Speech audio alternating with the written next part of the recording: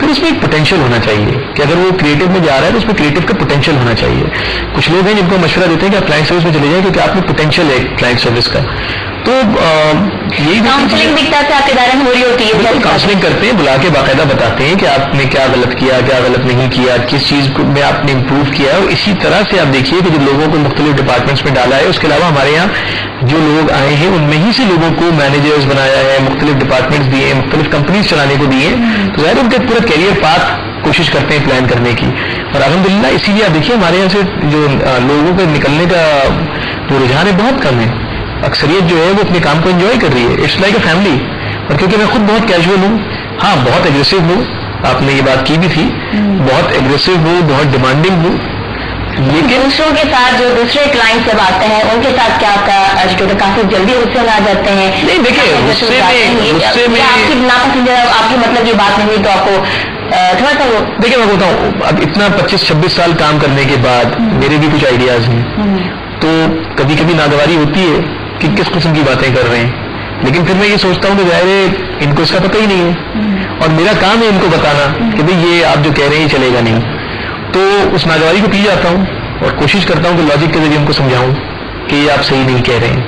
اور لیکن یہ کہ ظاہر ہے اگر وہ الٹیمیٹلی فیصلہ کرتے ہیں تو میں تو صاف کہتا ہوں کہ بھئی آپ پلیز ضرور کیجیے, ریکارڈ کر لیجیے کہ میں ایگری نہیں کرتا, ٹھیک ہے, میرا ڈسینٹ ریکارڈ کر لیں, تاکہ جو رزلٹ آئے اس سے سمجھدار آپ کو. میرا ڈسینٹ ریکارڈ کر لیں. اور میں یہ نہیں کہہ رہا ہوں کہ میں صحیح کہہ رہا ہوں, میری دعا ہے کہ آپ کا فیصلہ صحیح ہو, کیونکہ اگر آپ کا فیصلہ غلط ہوا تو اس سے نقصان ہوگا, اور اگر آپ کے فیصلے سے میری ڈسینٹ کے باوجود ریزلٹ آ جائیں گے تو میں بھی سیکھ لوں گا.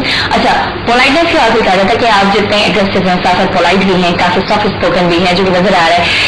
ورکر کے ساتھ, امپلائیز کے ساتھ آپ کا ایٹیٹیوڈ کیسا ہوتا ہے؟ عام دی باس جو میرا حکم ہے آپ کو فالو کرنا پڑے گا, کافی غصے میں آ جانا, یہ ہے کیونکہ آپ کے ورکر سے جو باتیں سامنے آئی ہیں تو وہ تو کہتے ہیں کہ نہیں فرینڈلی ہے, ہو سکتا ہے اس میں ڈر کا ان سے شامل رہا ہو. آپ کو بتاؤ, میرے لیے دفتر جو ہے نا میرے گھر کی طرح ہے. میں یہاں بھی باپ ہوں, وہاں بھی میں باپ ہوں. کون سے والے باپ ہیں, غصے والے یا سختی والے یا سافٹ ہیں؟ دونوں چیزیں چلتی ہے, صرف نرمی بھی نہیں چلتی اور صرف غصہ بھی نہیں چلتا. It's a balance between both. کہیں کہیں پر بہت زیادہ خفا ہو جانا پڑتا ہے, کہیں کہیں پر سے تنبیہ کرنا پڑتی ہے, اور کہیں کہیں پہ نرمی سے کام چلتا ہے. It's a reward and punishment. غصے کی ایکٹنگ کرنی پڑتی ہے, سنا ہے کہ آپ بیسٹ ایکٹر بھی رہے. نہیں, میں ایکٹنگ غصے کی نہیں کرتا ہوں, مجھے غصہ آتا ہے بہت جلدی اور بہت تیز, لیکن اسی تیزی سے اتر بھی جاتا ہے. بیسٹ ایکٹر میں کالج میں اسکول میں کئی دفعہ رہا ہوں, اور کراچی ٹیلی ویژن کے لیے سلیکٹ ہوا تھا. میرے خیال میں مجھے کلاس 9 میں تھا تو میں سلیکٹ ہوا تھا اور اناؤنس بھی ہوا تھا, لیکن وہ والد صاحب نے کہا کہ کلاس 9 سے پڑھائی کیجیے. تو ایکٹنگ کی جو کوالٹی ہے وہ جو جرم سے کام آتے ہیں نہیں ختم ہو گیا. اب تو باس تو کو ایکٹنگ کی کیا ضرورت ہے, جو ایکٹنگ کرے گا. سم ٹائمز امپلائیز سیلری کی ڈیمانڈ کرتے ہیں یا انٹرویو کی ڈیمانڈ کرتے ہیں. تو ہمارے یہاں بڑا فلیگ اوپن ہے. دیکھیے اگر کمپنی اچھی چل رہی ہے تو ہر ایک کا حق ہے, ٹھیک ہے, اور بالکل اوپن ڈور پالیسی ہے اس میں. اگر نہیں اچھی چل رہی ہے تو آپ کو پتہ نہیں چل رہی ہے. ویسے آپ کے ٹرانسفر سے بھی کچھ آپ کے رویے کو پتہ چلا, آپ نے کہا باس ایکٹنگ کی کیا ضرورت ہے, آن دی باس جو ہونے کو مطلب آپ یہ کہہ رہی ہے کہ ایک باپ کو گھر میں ڈرنا چاہیے. باپ کیوں ڈرے گا, باپ سے سب کو ڈرنا چاہیے. تو اسی طرح باس سے سب کو ڈرنا چاہیے, لیکن اس کا یہ مطلب نہیں ہے کہ باس انریزنیبل ہو جائے. مطلب آپ بچوں کو کنٹرول میں رکھنے کے لیے ایک سرٹن ان کے اوپر اپنا خوف رکھتے ہیں, لیکن ان کو نقصان تو نہیں پہنچاتے. اچھا, رسک لینے کا آپ جو ہے آپ کی جو کوالٹی ہے وہ ہمیشہ سے رہی ہے, ہمیشہ سے رسک لیا. ینگ لائف میں آپ نے کیریئر کی چوائس میں رسک لیا, جاب کی حوالے سے رسک لیا. اپ اینڈ ڈاؤن آتے رہے. ٹرننگ پوائنٹس کے بارے سے بات کرتے ہیں اگر آپ کی لائف میں, یا رسک فیکٹر کے بارے سے بات کریں, کبھی جو بہت بڑا ڈیسیجن ایسا لینا پڑا ہو, مشکل میں پھنس گئے اور بعد میں اپنے رسک لیا, کبھی کامیابی ہوئی کبھی ناکامی, کوئی ایسا رسک یاد ہے؟ بالکل ہے, 3-4 چیزیں ہیں. ابھی آخر میں کیا ہے, پچھلے سال کرکٹ کیا جا کے, ماشاءاللہ میرے خیال میں دنیا کی تیسری کمپنی اور پاکستان کی پہلی کمپنی جس نے ICC کرکٹ جا کے کینیڈا جیسے ملک میں کی, جو یہاں سے بہت دور ہے, جس کو ہم جانتے بھی نہیں تھے.